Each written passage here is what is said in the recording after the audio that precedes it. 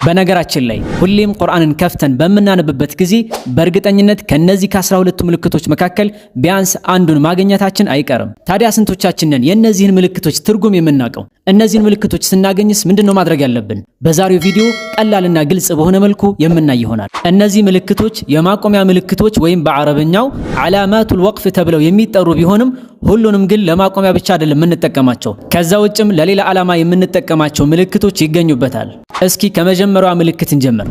እቺ ትንሿ የሚም ፊደል ምልክት ማቆም ግዴታ ነው ማለት ስትሆን እቺን ምልክት ያገኘንበት ቃል ላይ ማቆም ግዴታ ይሆንብናል። አለያ ሳናቆም ቀጥለን የምናነብ ከሆነ ግን የአንቀጹ መልእክት ሙሉ በሙሉ ይቀየራል። ለምሳሌ ፈላ يحزنك قولهم إنا نعلم ما يسرون وما يعلنون። ስለዚህ በዚህ መልኩ የሚም ምልክት ያለችበት ቦታ ላይ እያቆምን ማንበብ ይኖርብናል። ሁለተኛዋ እቺ ትንሿ የላ ምልክት ስትሆን አሁን ካየናት የሚም ምልክት በተቃራኒ ማቆም ክልክል ነው የሚል መልእክት አላት። እቺን ምልክት ያገኘንበት ቦታ ላይ ማቆም አይፈቀድም። ይልቁንስ ሳናቆም ቀጥለን ማንበብ ይኖርብናል። አለያ የአንቀጹ ሐሳብ ወይም ደግሞ ትርጉም ሙሉ በሙሉ ይቀየራል። ለምሳሌ ثم لا يتبعون ما أنفقوا منا ولا أذى لهم أجرهم عند ربهم። በዚህ መልኩ እቺ የላ ምልክት ያለችበት ቦታ ላይ ሳናቆም ቀጥለን ማንበብ ይኖርብናል።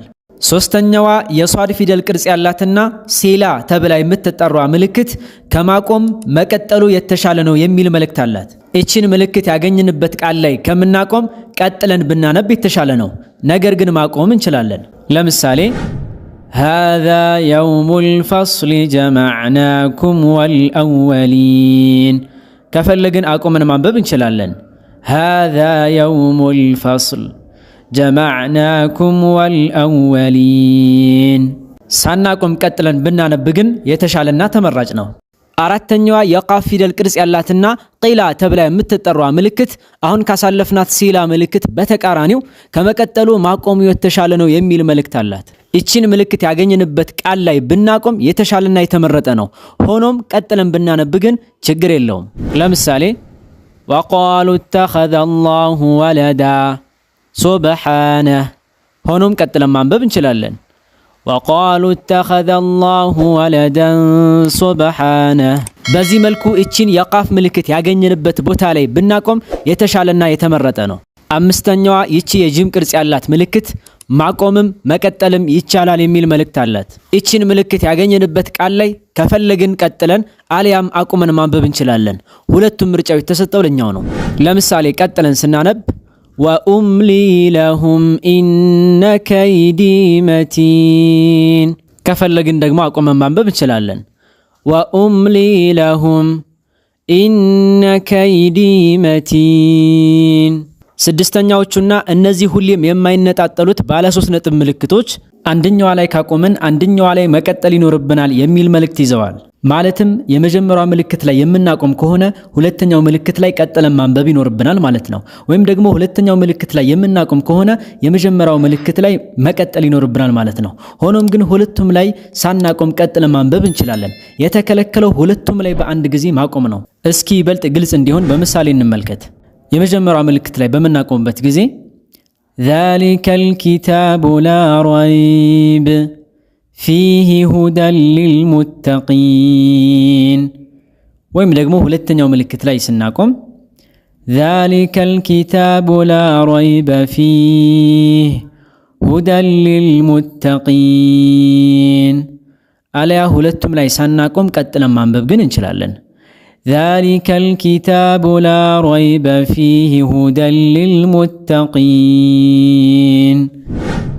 ሰባተኛዋ ምልክት የሱጁድ ምልክት ተብላ የምትጠራዋ ሲሆን በቁርአን ውስጥ የዚህ አይነት 15 የሱጁድ ምልክቶች ይገኛሉ። ታዲያ እቺን ምልክት በመናገኝበት ጊዜ አንቀጹን አንብበን እንደጨረስን ሱጁድ ብናደርግ የተሻለና የተመረጠ ነው። በተለይ ደግሞ ሱጁድ ለማድረግ አመቺ ቦታና ጊዜ ላይ ከሆነን ሱጁድ ብናደርግ የተሻለ ነው። ሆኖም ግን እነዚህ የሱጁድ ምልክቶች ላይ ሱጁድ ማድረግ ግን ግዴታ አይደለም። ስምንተኛዋ እቺ የሚም ፊደል ቅርጽ ያላት ምልክት ቅድም ካየናት የማቆሚያዋ ምልክት በቅርጽም በአቀማመጥም በትርጉምም የምትለይ በመሆኑ ሁለቱን በደንብ ለያይተን ማወቅ ይኖርብናል።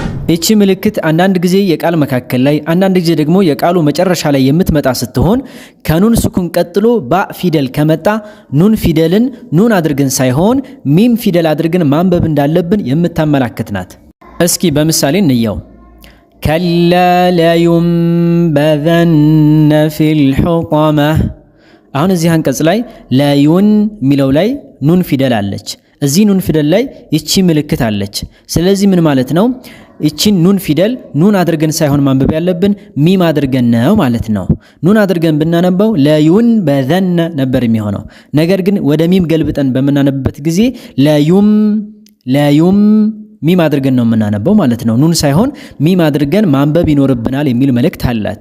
ከላ ለዩንበዘነ ፊል ሑጠመህ፣ ለዩንበዘነ ፊል ሑጠመህ። በዚህ መልኩ ማንበብ ይኖርብናል። ዘጠነኛዋ እቺ አጭር የአሊፍ ፊደል የምትመስለዋ ምልክት በቁርአን ውስጥ በጣም በተደጋጋሚና በብዛት የምትመጣ ስትሆን የፊደላትን ድምፅ ለማራዘምና ለመሳብ የምታገለግል ናት። ስለዚህ እቺን ምልክት ያገኘንበትን ፊደል ድምፁን በምናነብበት ጊዜ ትንሽ ሳብ በማድረግና በማራዘም ማንበብ ይኖርብናል። ለምሳሌ ثم استوى إلى السماء فسواهن 7 سماوات። በዚህ መልኩ እቺ ምልክት ያለችበት ቦታ ላይ ትንሽ ሳብ ያደረግን ማንበብ ይኖርብናል። አስረኛዋ እቺ ትንሿ የሲን ምልክት ወይም ሰክታ ተብላ የምትጠራው ምልክት ስትሆን እቺን ምልክት በመናገኝበት ቦታ ላይ ትንፋሽ ሳናወጣ በትንሹ ዝም ማለት ይኖርብናል። ሙሉ በሙሉ ማቆም ማለት ግን አይደለም። ማለትም እየቀራን እያለ እቺን ምልክት በመናገኝበት ጊዜ ትንፋሻችንን ወደ ውጭ ሳናስወጣ ለአንድ ሰከንድ ያክል ዝም እንልና ከዛ በኋላ ካቆምንበት በዛው እንቀጥላለን ማለት ነው። ለምሳሌ ወቂለ መን ራቅ። ልክ እዚህ ላይ ኑን ፊደል ላይ ምን እናደርጋለን? ድምጻችንን ብቻ ዝም እንልና ትንፋሻችንን ሳናስወጣ ትንሽ ዝም እንላለን። ከዛ በኋላ መልሰን ቅራታችን እንቀጥላለን ማለት ነው። ወቂለ መን ራቅ። ስለዚህ እዚህ ላይ የምናደርገው በጣም አጭር የሆነ መቆም እንጂ ሙሉ በሙሉ መቆም ማለት አይደለም። 11ኛው የመድ ምልክት ተብሎ የሚጠራ ሲሆን በቁርአን ውስጥ በብዛት የምናገኘው ምልክት ነው። ይህን ምልክት በምናገኝበት ጊዜ የሚሳቡ ፊደላትን ከተለመደው አሳሳብ ረዘም ባለ መልኩ ድምፅን ሳብ አድርጎ ማንበብ እንደሚኖርብን የሚያሳይ ምልክት ነው። ለምሳሌ የቀደሙን የቁርአን አንቀጽ ብንመለከት ثم استوى إلى السماء فسواهن 7 سماوات። እነዚህ ሁለቱ ቦታዎች ላይ ከተለመደው አሳሳብ ረዘም አድርገን መሳብ ይኖርብናል ማለት ነው። የመጨረሻው ምልክት በተለምዶ ስሙን ተብላ የምትጠራው ምልክት ስትሆን የአንድ ጁዝ 1/8ኛ ቦታ ላይ የምትገኝ ምልክት ናት። እንደሚታወቀው ቁርአን 30 ጁዝ ነው። እያንዳንዱ ጁዝ ደግሞ 8 ክፍሎች አሉት። በየክፍሎቹ መጨረሻ ላይ እችን ምልክት እናገኛታለን። ሆኖም እነዚህን ጁዞች በክፍል ለመከፋፈል ያክል ካልሆነ በስተቀር እስካሁን እንዳየናቸው ምልክቶች ይህ ምልክት ከቁርአን አነባብ ጋር ምንም የሚያገናኘው ነገር የለም። እንግዲህ እነዚህ በቁርአን ውስጥ በብዛት የምናገኛቸው 12 ምልክቶች ትርጉማቸው ይህን ይመስል ነበር። እነዚህን ምልክቶች በደንብ ለመረዳት ብቸኛው መፍትሄ ቁርአን በተደጋጋሚ ማንበብ ነው።